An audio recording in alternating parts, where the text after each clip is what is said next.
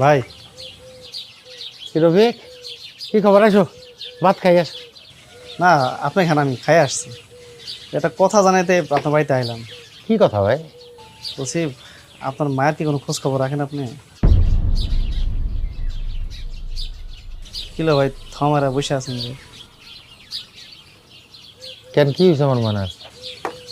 আমার সুমন্ত শ্বশুরবাড়ির লগে ময়না শ্বশুরবাড়ি। হ্যাঁ, গতকালকে আমার সুমন্তকে দেখা হয়েছিল।